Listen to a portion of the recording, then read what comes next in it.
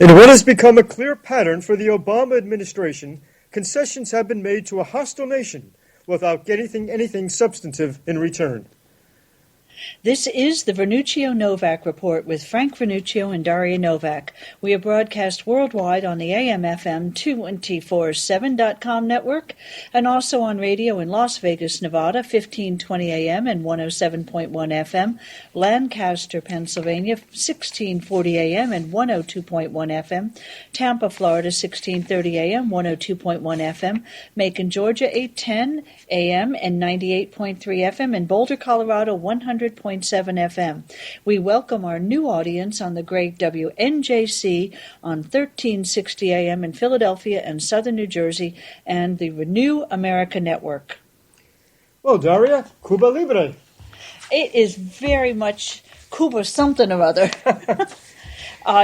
Frank, when I look at what's going on in Washington with the policies of this administration, I literally think that I've got to buy some more Tums bottles. With what is going on in Cuba this week, I just don't know. There's so many aspects of this that don't make any sense. The timing in particular.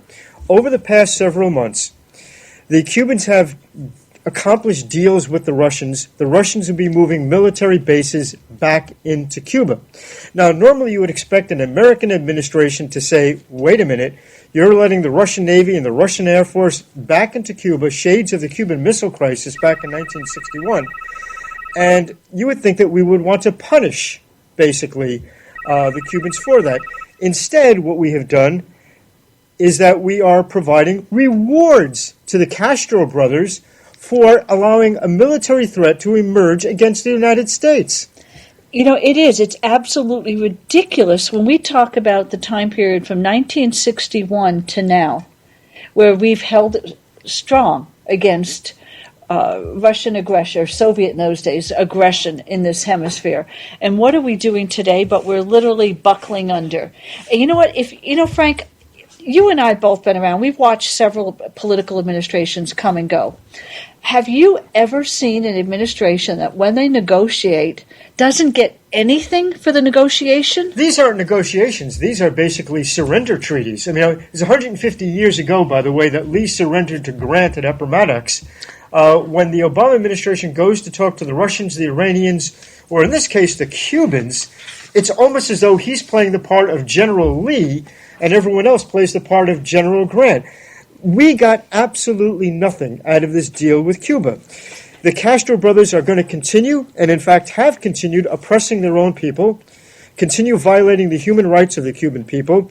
They are continuing to shelter terrorists. They are continuing to sponsor terrorism around the world. They're inviting the Russians in for military purposes against the United States. They have not returned the confiscated property that has been taken from Americans and others when the Castro brothers took over. None of that has been addressed. The only thing that's been addressed is that we are giving Cuba entree back into the family of nations. Total surrender. And you know what, Frank? Let's even say that the president doesn't want to have a strong military issue going on with Cuba. Let's even just put that aside. The president is a more liberal individual. We know that. We know that he has a leftist agenda. That should include strong human rights policies. He should be talking about equality and justice and not doing harm to people around the world. But if you actually just say, during the negotiations themselves, what was going on in Cuba? The Cuban government actually imprisoned 140 additional people for political reasons. Now, that's pretty bad, because I cannot figure out, where is this president coming from? If he's a non-militarist, if he's a pacifist, and he really wants to say, okay, we're going to ignore that, and human rights is important, then he ought to stand up for human rights. I don't see him standing up for anything we care about. In fact, let's look at what Freedom House said. Now, Freedom House is a nonpartisan organization. It's not conservative, liberal, Republican, or Democrat. Freedom House's review said that in 2014, the Cuban government increased its systematic use of short-term preventive detentions, along with harassment, beatings, and acts of repudiation to intimidate the political opposition, isolate dissidents from the rest of the population, and maintain political control of all public spaces. A record number of politically motivated detentions were recorded in 2014, and crackdowns on activists continued. For example, an attempted performance that addressed social and political issues, orchestrated by artist Tania Baruca, was met with harsh repression just in December. So again, just as the Cubans are increasing the threat to the United States by inviting the Russians in, they're increasing the oppression of their own people. And in return, we reward this government with economic concessions and diplomatic concessions. You know, there's a lot of things in what you just read, but one particular phrase comes to mind because we are starting to see that happen in the United States, and it's this part of the phrase.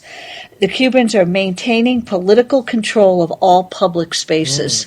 Now, isn't it very interesting to see that college campuses are talking about free speech zones? The president is supporting this type of a policy.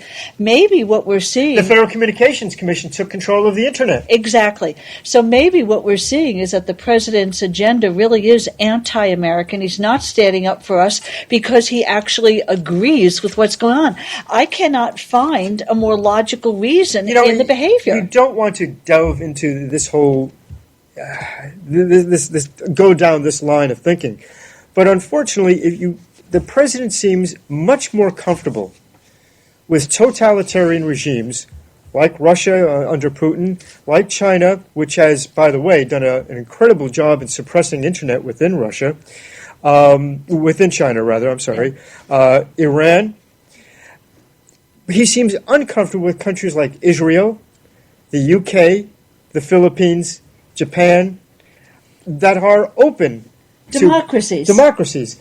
And, again, it's not just a question of getting something in return, of establishing more peaceful relations. We get nothing in return for any of these deals. But I've taught negotiating classes both in the government and in the private sector, and one of the first things I tell the people these are adults that really are going in to do hard negotiations in businesses. One of the first things you say is you never go into a negotiation and put something on the table that you're not willing to negotiate. So if the president is putting everything out there, that tells me he's willing to just give up on these things. Well, our security, to me, is not something that gets negotiated away. We need to stand strong, and we shouldn't have these things put on the table. The president is talking about opening embassies between Havana and Washington, D.C. That means we're going to be bringing in Cubans that we know will be acting as communist spies in the United States. Now, our FBI has I'm not sure the exact number, maybe 18,000 members of it, maybe.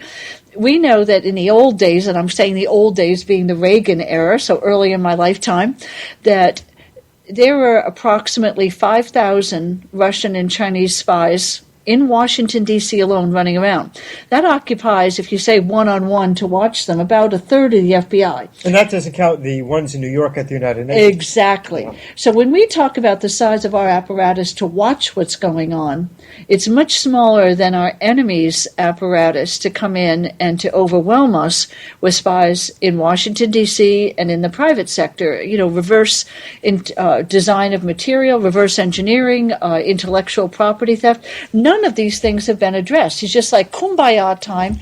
We're going to be nice to the Cubans and we're going to let them have everything they want. We are not even talking, for example, about repatriating to the United States the terrorist who bombed and killed people in the United States, Joanne Chesimard and others who killed police officers in the United States, the FALN people who were engaged in, about 100 bombings throughout the United States several years ago. They're still sheltered in Cuba. We're not talking about releasing the political prisoners in Cuba. We're not talking about the repatriation of American property and Western property stolen by the Cuban regime. And I just want to delve a little bit into history, because the president seems to project this attitude that somehow the United States just up and decided to isolate Cuba just because we don't like the communist regime. A little bit of history. The United States government originally was supportive of Castro and actually provided some financial support for the Castro regime.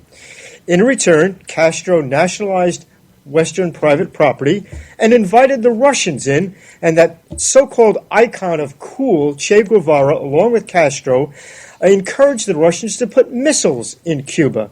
So it was a result of all this that we have kept off our relations with Cuba since the 1960s. It was not just the United States acting like the big tough guy in the bloc, just persecuting this poor little island nation because we didn't like their government. There were solid reasons that we did what we did, and we should continue to do that. But none of that has changed. The Russians are back in Cuba. The Cubans are oppressing their own people. They're still sheltering terrorists. They're engaging in terrorist activities over in Europe, the Basque, for example, in Spain, terrorist movements throughout Latin America. And we know, for example, that ISIS now is in Mexico, a couple of miles from our own southern border. Apparently the Cubans are supporting that to some extent. So what did we get in return? And if we get nothing in return, and we did get nothing in return, then what was the reason for the negotiations in the first place? Well, the only thing I see that we got in return was screwed. And I say that simply because I hope that's a word you can say on the air these days. But, seriously, if you look at it, what's happening? We're in a worse state now with Russia, China, North Korea, Iran than we were before. So to me, if I was a negotiator, that tells me that I am going to be even more strict, because what do we see? We see the Russians moving with basing agreements into Latin America. That is the American sphere of influence, this Western Hemisphere. We see the Russians with overflights along the coastline of England, of Great Britain, to the point where their bombers are going there so often that they have to reroute commercial air traffic last fall. So, we're seeing so many moves by the Russians. Who were the Russians aligned with? The Cubans. I don't think it takes, a lot of putting two and two together to figure out that negotiating with the Cubans is really just allowing the Russians further influence and to further stand up against the United States and to turn other nations against us in our own hemisphere. Yeah, and it's part of a pattern of so-called negotiations by this administration. We go back to 2009 and the New START Treaty with Russia, where basically we gave the Russians, for the first time in the history of the nuclear age, nuclear superiority over the United States. Both strategically and, of course, tactically, they retained a 10-to-1 advantage in tactical nuclear weapons. Those weren't negotiations. Those were surrenders on the part of the White House to our adversaries overseas. Well, General John Kelly, who's in charge of the U.S. Southern Command, now that's the area that has responsibility for U.S. Latin American security matters. He's really concerned about what's happening with the slashing of our defense budget and that it really is hurting our interests in Latin America. And he put it this way: it's significantly degrading our ability to defend the southern approaches to the United States. Why can't our president understand this? If we don't have the ability to defend ourselves, our enemies will come. They will take advantage of us. Well, that's exactly right. And again, we're talking about 90 miles from the American shore. And again, a negotiation should provide something in return. You have to ask, why even bother entering into these discussions when we're not going to ask for anything in return?